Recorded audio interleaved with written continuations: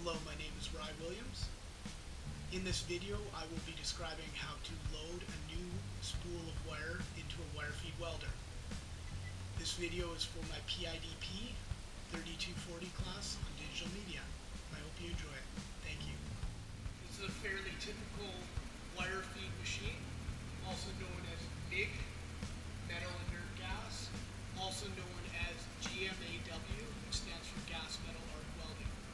We look into the hood here, we can see we have our wire feed roll, we have our drive rolls, we have our vacuum gas, and we have our whip exiting along with our ground.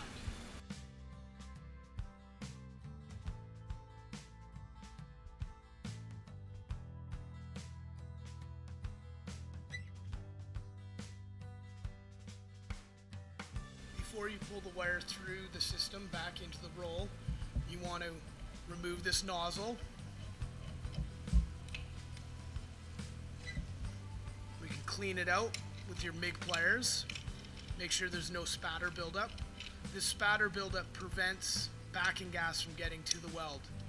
So you'll end up with porosity if there's too much spatter buildup there, as well as the spatter can actually jump across and connect to the contact tip, making this live.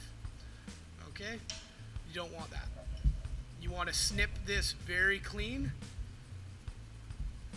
because you don't want to have a big viper head at the end of this wire when we pull it through a contact tip. Okay? Pull that contact tip off. I like to also remove the diffuser as well.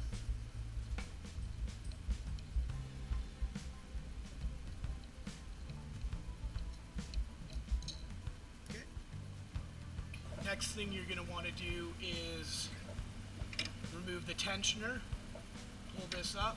Now we can actually spool the rest of the wire back into the roll so we don't waste anything.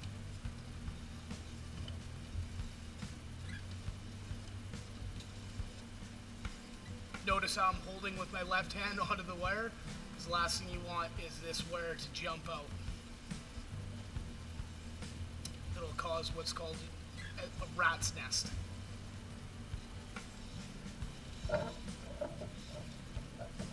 Okay, when we get to the end, you can see I'm going to tuck this in one of the holes here.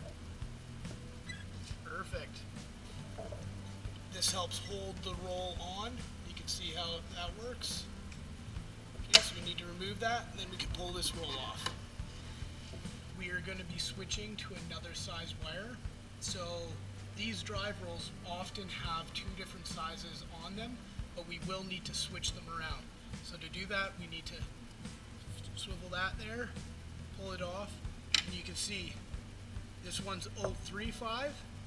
Now we need to switch it to 045. Okay, so there's the top roll. Now the bottom roll is a little trickier. We got to remove this. This helps guide that wire in and helps prevent it getting caught up.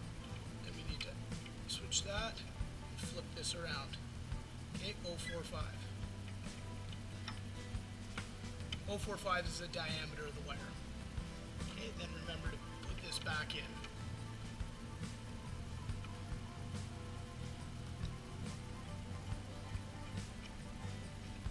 Now we are going to be installing 045 wire. Okay, so this is a little thicker diameter wire used for welding on thicker material. I'm also going to check to make sure that the wire is coming off of the top of the roll, because if you can see the angle of this drive roll, we want it to have the most amount of flow possible. Sometimes these drive rolls are angled flat. In that case, you might want to come off the bottom. Okay, you can see there's a little knob right here. That little knob needs to fit into one of these holes on the roll of wire. Okay?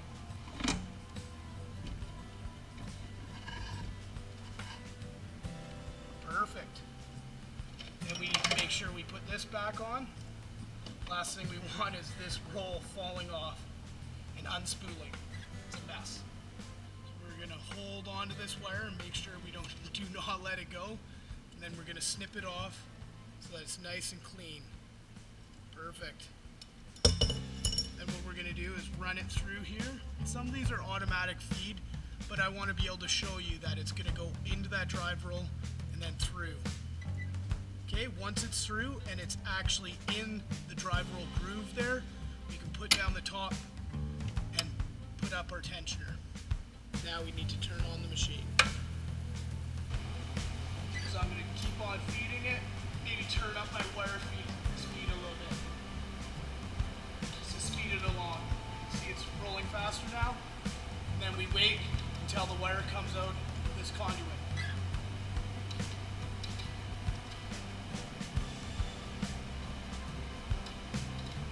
If you feel vibration in the system when this is happening, it might be an indication that your conduit needs to be replaced as well.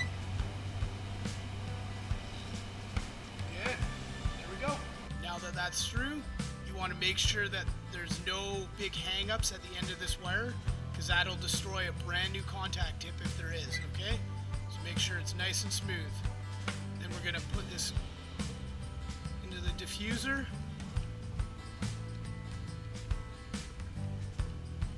So this diffuser, the backing gas comes out of these little holes, and it helps to soften the projection of that backing gas. Then what we need to do is take our new 045 contact tip. I don't know if you can read it there, but it'll always be labeled 045. Slid right through. Tighten that up. Doesn't need to be super tight with the screw type there. Then we put our nozzle, our clean nozzle, back on, and we are ready to weld. Once again, my name is Rye Williams.